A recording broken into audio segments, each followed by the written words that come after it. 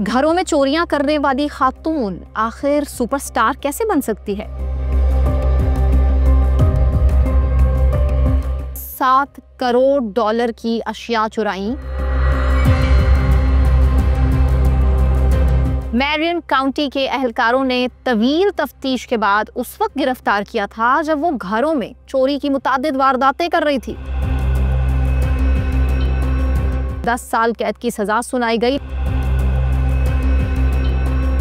रिहाई के बाद गोमेज ने यूट्यूब और टिकटॉक पर जेन गोमेज के नाम से खुलकर अपनी जिंदगी और मुजरिमाना माजी पर बात की।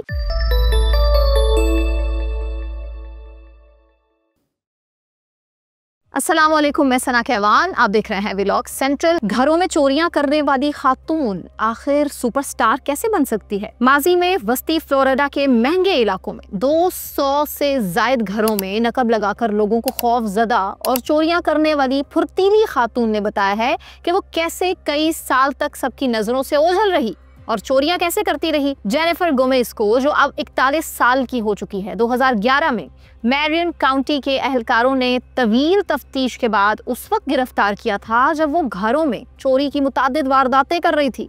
गोमेज ने बताया है कि उन्होंने तकरीबन 7 करोड़ डॉलर की अशिया चुराई और अदालती रिकॉर्ड के मुताबिक उन पर कई इल्जामात साबित हुए हैं, जिनमें 9 चोरियां, बड़ी चोरी की एक वारदात और चोरी शुदा सामान की खरीदो फरोख्त शामिल है।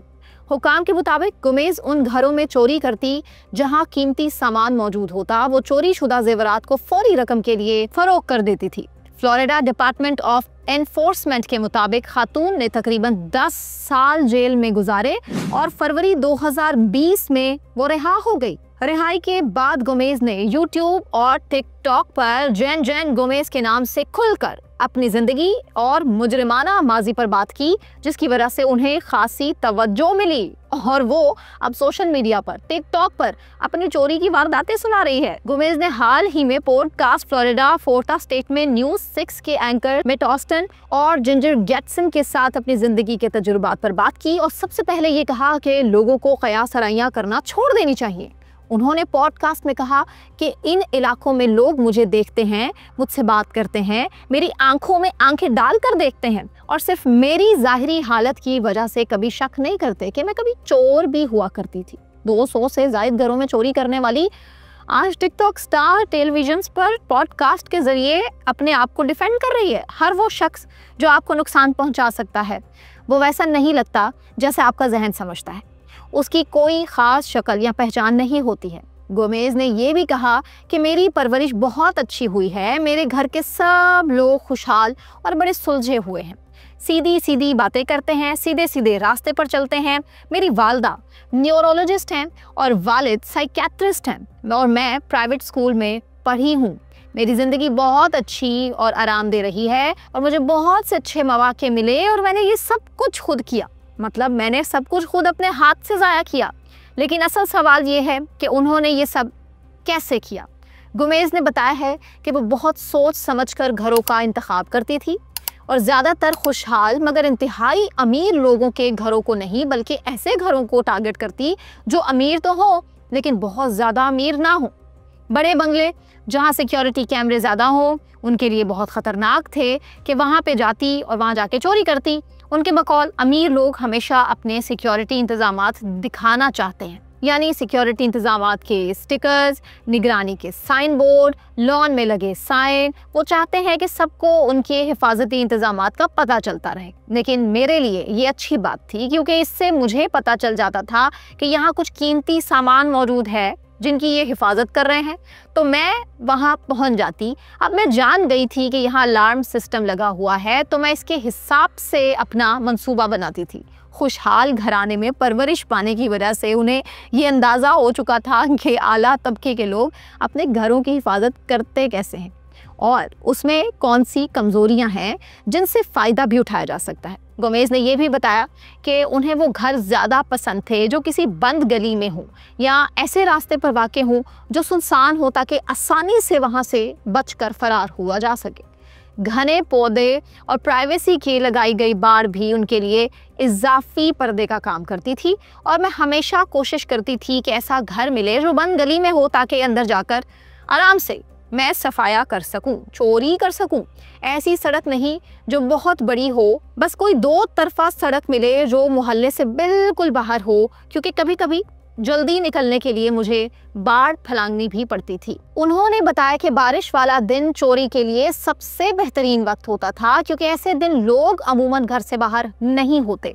उनका कहना था कि फ्लोरिडा में अक्सर बारिश और नमी रहती है और ये बात आम है। ऐसे दिनों में लोग बागबानी नहीं कर रहे होते, घास नहीं काट रहे होते, इमारत की देखभाल नहीं कर रहे होते, ना ही कोई मोहल्ले में दौड़ रहा होता है और ना ही कोई माँ अपने बच्चे का स्ट्रॉलर लेकर कहीं आगे पीछे जा रही होती है। गुमेज को घर के अंदर दाखिल होने के लिए भेस की ज़रूरत होती थी, इसलिए वो मेडिकल स्क्रब पहनकर खुद को किसी काम करने वाली खातून की हालत में ढालकर घर के अंदर दाखिल होती। अगर दरवाज़ा ना खुलता तो गुमेज खिड़कियों पर दस्तक देती और अंदर किसी का नाम लेकर आवाज़ लगाती, ताकि ऐसे लगे जैसे वो किसी के बारे में फ़िक्रमंद है। अगर फिर भी कोई नहीं आता तो वो शीशे काटने वाले औजार इस्तेमाल करते हुए आहिस्ता आहिस्ता दरवाज़ा खोल के शीशा तोड़ के अंदर दाखिल हो जाती। वो अक्सर मास्टर बेडरूम की खिड़की से ऐसा करती और साथ साथ ये भी उसने बताया कि आपका कुत्ता मुझे ना डराए। अगर मुझे पता चल जाता कि घर में कुत्ता है तो मैं हमेशा कोई ना कोई खाना साथ लेके जाती।